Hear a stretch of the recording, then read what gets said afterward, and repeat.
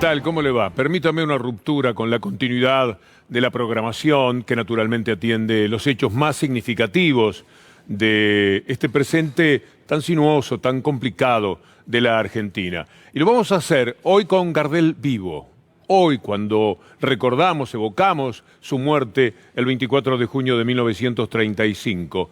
Ayer estuvimos mostrándoles a ustedes los funerales, el entierro de Gardel, porque hoy queríamos presentarlo vivo, con esa sonrisa que, como dice el Graf, nos hace falta. Esa sonrisa de plantarse fácil ante la vida, como dice el poema de Umberto Costantini, que dice que lo necesitábamos, que de las flaquezas argentinas tenía que salir algo bueno, con alma de pájaro, con alma nuestra, y ahí salió morocho, engominado, con la sonrisa más linda quizás del mundo, y con ese plantarse fácil de Carlos Gardel, que además, en películas de todo el mundo, la internacionalidad del gran Carlos Gardel hizo bailar a distintas generaciones, como le vamos a mostrar ahora. Por una cabeza me tejón de un día de aquella coqueta y risueña mujer que al jurar sonriendo el amor que va mintiendo quema en una hoguera todo mi querer. Ser Gardel, la aspiración máxima, el elogio más importante que se puede entregar. Este tipo es Gardel, o esta mujer es Gardela, porque Gardel es un adjetivo, tanto como el maravilloso cantante que fue, el intérprete de todos los tiempos. Por eso el mundo lo ha recogido siempre en películas, en consideraciones, y esta música que termina bailando Al Pacino se ha hecho parte del bagaje musical del mundo entero. Pero el 24 de junio es un día de muchos Gardeles. Mira estas fotografías, casualidades que se dan. El 24 de junio es un día que hace a recordar al potro Rodrigo Bueno, 20 años de su muerte, a Fangio, a Sábato, que nacieron en 1911, el mismo día, 24 de junio, a Riquelme y Messi, que hoy cumplen años. Gardeles también de la vida de los argentinos. Y faltan dos para un 24 de junio. Faltan estos dos Gardeles del fútbol. Maradona y Canilla regalándole el segundo grito más importante quizás de la historia del fútbol. Ahí va Diego. Tuya, pájaro. Chau, Tafarel. Y la Argentina le gana a Brasil 1-0. Era en Turín, pero era en las calles de Buenos Aires que se festejaba ese día, ese hecho inolvidable, protagonizado por dos de los más grandes Gardeles del fútbol. Ahora sí podemos entrar en materia, ahora sí viene todo lo del coronavirus. Qué pena que da el comportamiento de la prensa. Pero está bien los periodistas, hay una que dijo, bueno, si por lo menos hubiera 20.000 muertos entendería todo esto, pero también está quien mira la nota y dice esto vale. En el fondo hay un gran elogio, porque todo lo que se dice en contra de la cuarentena es finalmente elogioso. Por la cuarentena es que hay nada más que 1.000 muertos. Esta persona, a la que le contesta ahora Kicillof, que habla, bueno, si hubiera 20.000 muertos, como si este fuera el hecho desencadenante de tomar medidas que justamente no se tomaron en otros países, y ahí sí tienen, en muchos casos, 20.000 muertos, 10.000 muertos, 7.000 muertos. La Argentina tiene 1.000, ya pasó la barrera de 1.000, qué lástima, porque no hemos hecho las cosas bien en los últimos tiempos, por la presión de ese tipo de periodismo, que no quiere la cuarentena, en nombre de una economía que está devastada en el mundo entero. Hay que elegir, no se puede silbar al mismo tiempo que se está masticando, no hay manera, y entonces es una o la otra. Al mismo tiempo ambas, es muy difícil si todavía no pasó lo peor. Y cuando no había transcurrido lo más negativo del coronavirus en la Argentina, en la ciudad de Buenos Aires, abrieron las compuertas. Y ahí tenemos también la respuesta de estas horas en las cuales se está hablando ya muy seriamente de hacer la cuarentena todavía más fuerte. A esa frase tan triste, tan demoledoramente inhumana, le respondió Kicillof. En Argentina tenemos hoy un poco más de 1.000 fallecidos. En países vecinos tenemos decenas de miles. Y parece que los que se dedican a fustigar y a criticar lo que se hizo, de alguna manera les parece que no importa, Es más, escuchaba a alguien decir, si hubiera más muertos en Argentina sería más fácil tomar estas decisiones. Y la verdad que a mí me alarma. Sí, a todos nos alarma una expresión de ese tipo, pero el periodismo, el más convocante, ha jugado de esa manera, el más hegemónico. Mira, estos cuadros siempre son interesantes. Personas fallecidas por millón. Cuba, que es el país que, por supuesto, más sabe de salud en el mundo, tiene 7 fallecidos. Argentina, 24. 7 por millón, claro. 24 Argentina por millón. Chile, 240. Y eso que está mintiendo con las cifras. Brasil 252, Perú 263, Estados Unidos 377. Otro cuadro de estos que son significativos para entender por qué tenemos que hacer las cosas como se hacen. Mire Cuba, 2.300 contagiados. Estaban prácticamente iguales con Argentina.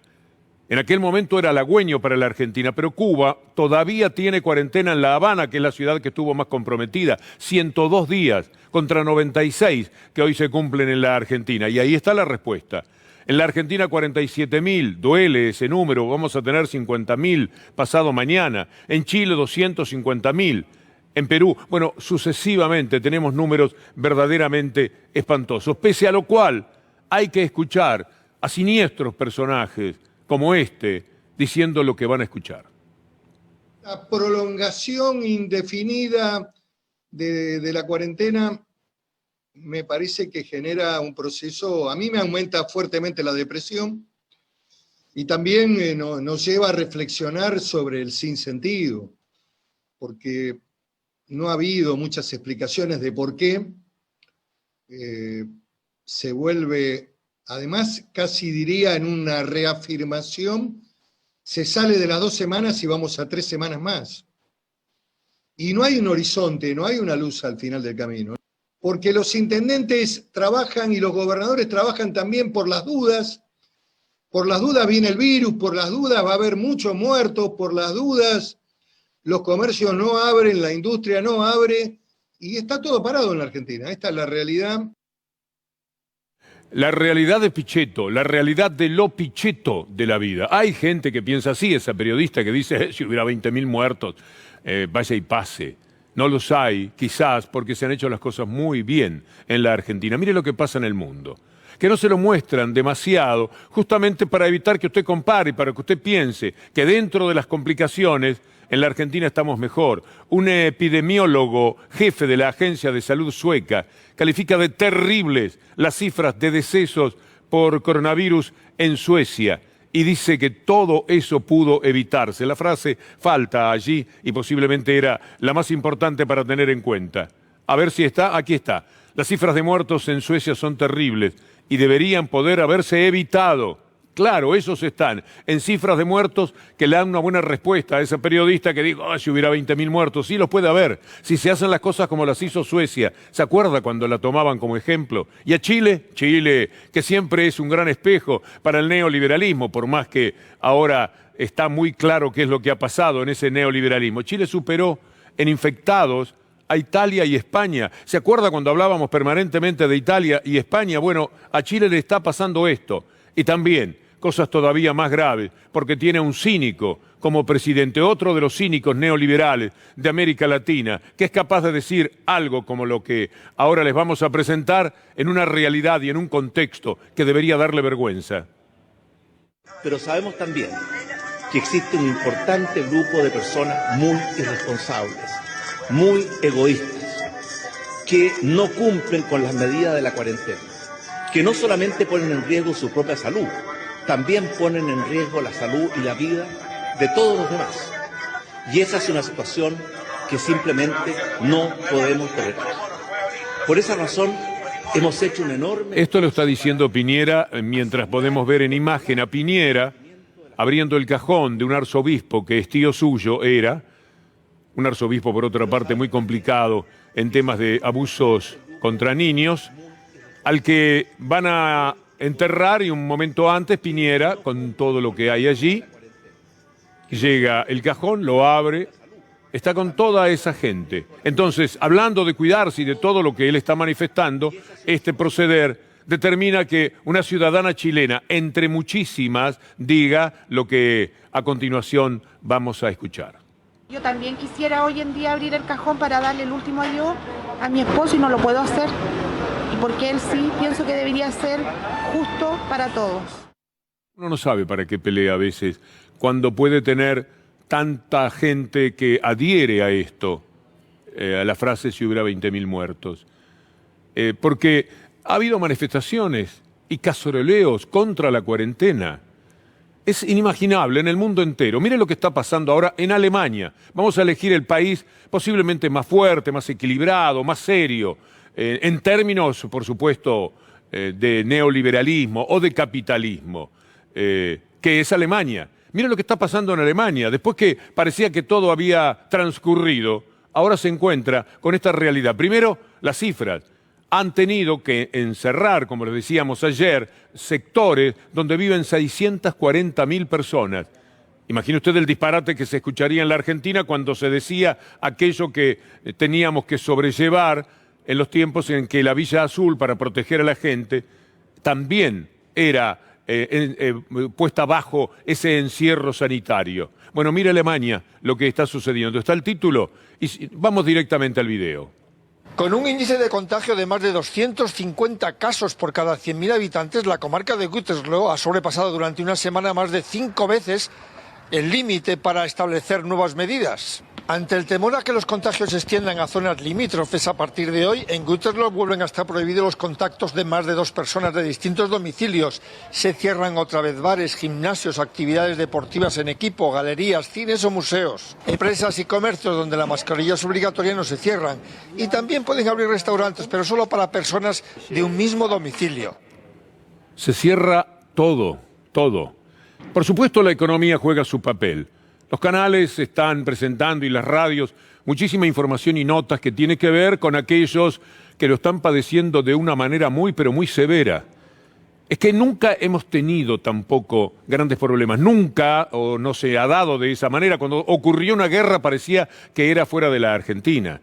Entonces no tenemos plena conciencia de lo que estos horrores que le toca vivir a la humanidad cuestan finalmente. Toda la economía mundial está devastada. Mire, le voy a presentar un par de ejemplos. España, por ejemplo. El Fondo Monetario Internacional sitúa a España como la economía más damnificada por el coronavirus. Este año se va a contraer su economía casi un 13%.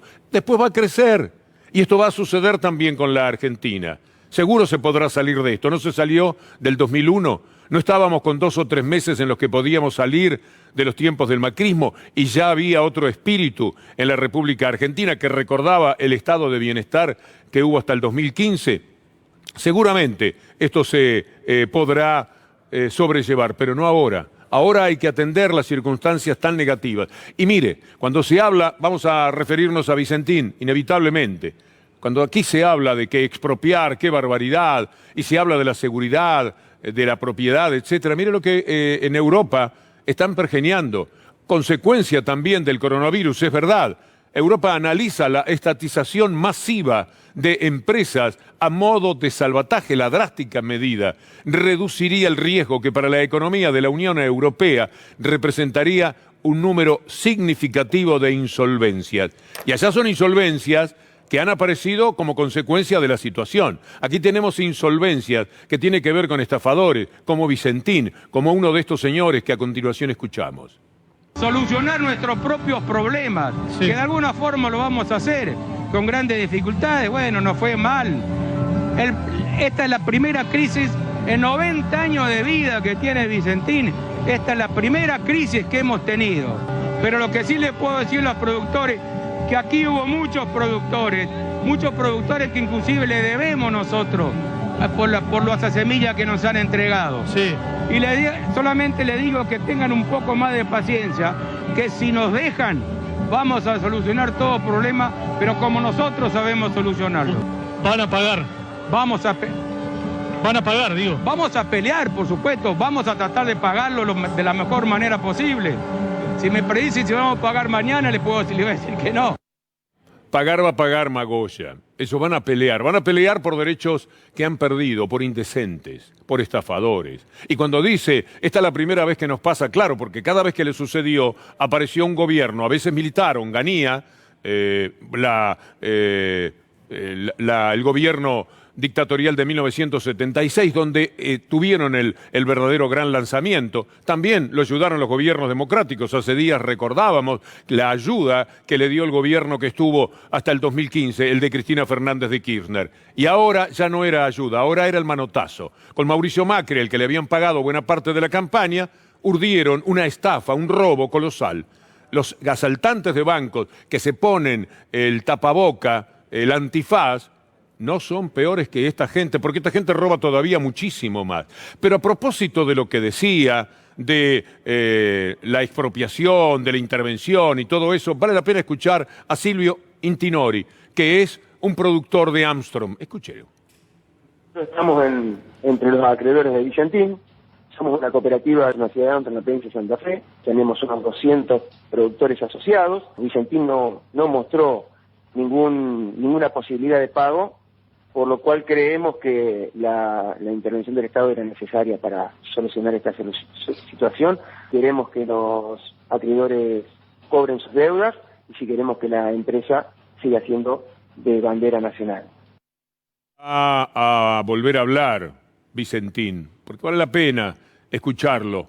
La cara que tiene, por suerte se tapa una parte, para presentar estos reclamos que parecen hechos por personas que han contribuido especialmente a la vida del país y no lo han estafado y lo han robado. Vamos a escucharlo nuevamente, pero usted piense, cuando vea al personaje, lo difícil que es ir contra el poder real. Este hombre puede más de pronto que todo un gobierno, porque pone detrás y tiene además el parapeto de los medios de comunicación que son sus socios, de alguna forma, a través de Expo Agro. Y tiene el respaldo de toda esa derecha odiadora que va contra todo, contra la cuarentena, contra el impuesto a los ricos, contra lo que sea por tal de ir, contra un gobierno que no quiere y que no puede aceptar que le ganó en buena ley, le ganó dentro del juego democrático, le ganó maravillosamente bien y no lo pueden, les quedó acá. Y porque lo tienen acá se lo quieren sacar de la peor manera, protagonizando si es necesario un golpe, sí señor, lo tienen en el corazón, lo tienen en el alma. Se comportan como golpistas, los medios y ellos. Vicentín. Se habla de lavado de dinero, de créditos que no se usaron ni se han pagado. No. Eso de ninguna manera. Eso es, lamentablemente, y perdóneme la expresión, es una chanchada. Han ensuciado el apellido Vicentín de una manera artera, injustificada. Y además le digo una cosa, si está tan seguro que hubieron lavado de dinero, si está tan seguro que hubo corrupción, bueno, ¿por qué no vienen con su denuncia? ¿Por qué no vienen a la justicia? Ya vamos a ir con la denuncia, ya vamos. Antes le quiero mostrar a Vicentín, porque a lo mejor no se enteró, y de ahí es que saca coraje, entre comillas, para decir lo que hemos presentado recién. Acreedores externos se preguntan cómo desaparecieron $1.000 millones. El mayor grupo acreedor de la cerealera se presentó en los tribunales neoyorquinos para solicitar un discovery de las transacciones financieras. A lo mejor Vicentín se está enterando en este momento. El mayor grupo de acreedores internacionales lo que quieren es llegar a la verdad de una situación que reúne todas las características de las principales irregularidades financieras internacionales. Y se preguntan eso, cómo fue que desaparecieron $1.000 millones. Pero Vicentín dice, ¿por qué no denuncian? Acá lo están denunciando, no solamente en la Argentina. Mire lo que dice en Paraguay. Denuncian a Vicentín en Paraguay por evasión y lavado de dinero. Quería lavado, Vicentín, ahí tiene el asunto del lavado. ¿Cómo no? La presentación en el país vecino la hicieron acreedores de la aceitera en default. La mayoría de las deudas son presentadas por los propios directores del Grupo Vicentín. Allí está Sergio Nardelli, 15 millones de pesos le pide a su propia empresa. Causa iniciada en la justicia paraguaya, en la justicia penal paraguaya en febrero de este año, por un acreedor extranjeros. Denuncian a Vicentín por lavado de dinero y fuga de capitales de $200 millones. Ahí empieza a aparecer el destino del dinero de Vicentín. La fugaron. Se la llevaron. Y después le dijeron al pueblo, nos vienen a robar Vicentín. Ellos, los propietarios de Vicentín, se robaron la empresa. Son delincuentes. La corrupción privada, que tiene por supuesto mucha menos prensa que la corrupción nacional, le ha costado mucho más a la historia política argentina que la supuesta corrupción estatal. La corrupción privada dentro de la que están los que tendrían que hablar de la corrupción, pero esos también son corruptos. Los medios de comunicación que de esto nada dicen ni una sola palabra para entender, solo para complicar, para envilecer la discusión, para decir van por todo, van por todos los campos, una tontería que no resiste análisis, pero dicha por ello. Y a sus odiadores siempre tiene el resultado que vemos en el Obelisco o en el otro día en el Monumento a la Bandera. Hay que sacar a la gente para agitar la bandera por estafadores. Hay que hacer eso. Esto es un logro, ciertamente. Mire, vamos a mostrarle que hoy muchísima gente se movió en la ciudad de Buenos Aires contra Vicentín. Fueron a la sociedad rural, fueron por sedes de Vicentín, anduvieron por todos lados. Y una de las participantes dijo algo tan serio como esto. Es una forma también de expresarnos a favor de la intervención del Estado en Vicentín, con solidaridad también, entregando alimentos, donando alimentos del otro campo que verdaderamente trabaja la tierra. No podemos decir defendemos la propiedad privada, sino defendemos el derecho a la alimentación y defendemos la soberanía alimentaria. ¿Están a favor de la expropiación? Sí, tal cual. Para nosotros la expropiación de Vicentín nos genera otras posibilidades de intervenir en el modelo agroalimentario de Argentina. Así es, y hubo una movida verdaderamente muy interesante. Pero más lo fue todavía lo que hizo Alejandro Berkovich para que, le vamos a presentar una partecita, pero es bueno buscar el programa en YouTube, porque le vamos a mostrar 40 segundos. Él exhibió la forma en la que, casi siguiendo una línea de tiempo, Vicentín estafando bancos y naturalmente estafando al país. Entre agosto y diciembre del año pasado, la Sociedad Anónima Industrial y Comercial Vicentín recibió pagos de exportaciones por 790 millones de dólares, y de los cuales se pudo haber cobrado, Javier González Fraga, la deuda que tiene Vicentín con el Banco Nación, de cerca de la mitad de esa plata. No lo hizo. En noviembre embolsaron casi 100 millones de dólares líquidos del Banco Nación.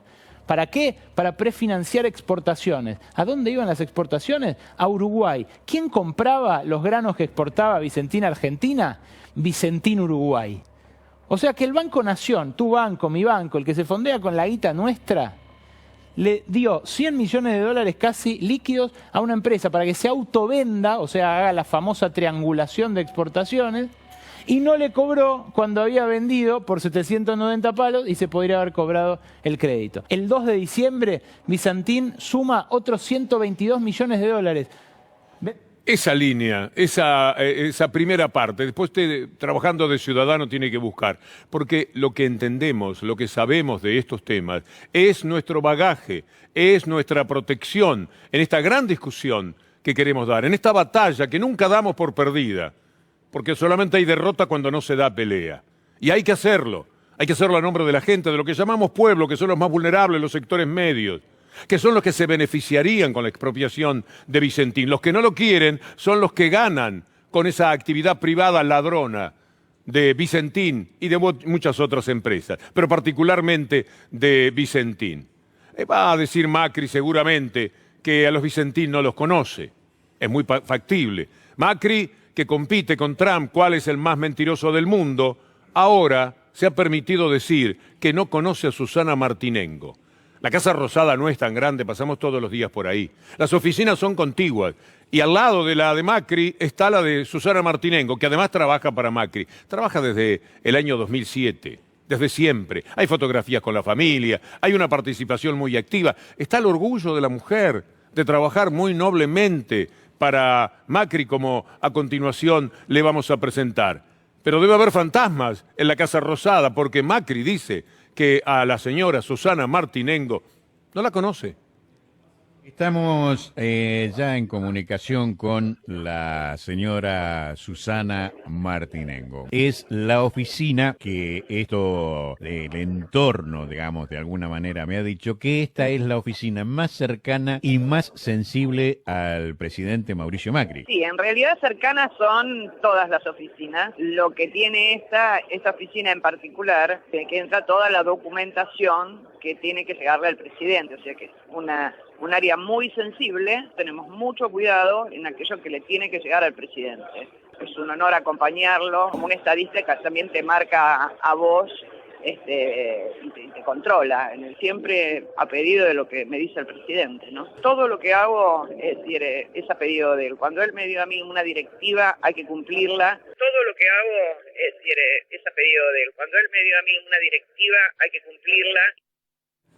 Fantasma seguramente, Marcos Peña tampoco. Mire, en esta fotografía lo evidente que queda que no la conoce a Susana Martinengo en esta foto de Olivos. Y anoche Pinedo pasó por aquí, mintiendo por supuesto, qué difícil es manejar a los cínicos en un reportaje, diciendo que él tampoco la conoce. O sea, miles de personas entran y salen del gobierno, exagero con miles, a la Casa Rosada. Al lado hay una oficina, una señora rubia que trabaja para Macri, que está permanentemente en contacto con él. Pero nadie la conoce, nadie la vio nunca. Esta es la jugada que quiere hacer el macrismo cuando llegue el momento de explicar Macri cómo es que él era el jefe real de toda esta banda. Es aliviador quizás para Fabián de Sousa, uno de los empresarios de este canal, que sean fantasmas y que no sean personas de carne y hueso, las que lo han perseguido, las que lo han hostigado, las que lo mandaron preso, las que han llevado por delante todo el derecho para provocarle humillaciones y cárcel y todo lo que estuvo hablando hasta hace un ratito con Pablo Dugan. Y ahora va a venir el gato, encendido seguramente con todo este tema. Y vale la pena, porque el caso es que somos directamente testigos de esta afrenta a la República, a la democracia, de este dolor persistente de que este grupo de mentirosos, estos bandoleros que se hicieron cargo nada menos que del poder político del país para ponerlo al servicio del poder real, le han hecho a la República. Le doy a probar de lo que ya escuchó y de lo que mucho que viene ahora, lo que dijo, una partecita de lo que dijo Fabián de Sousa.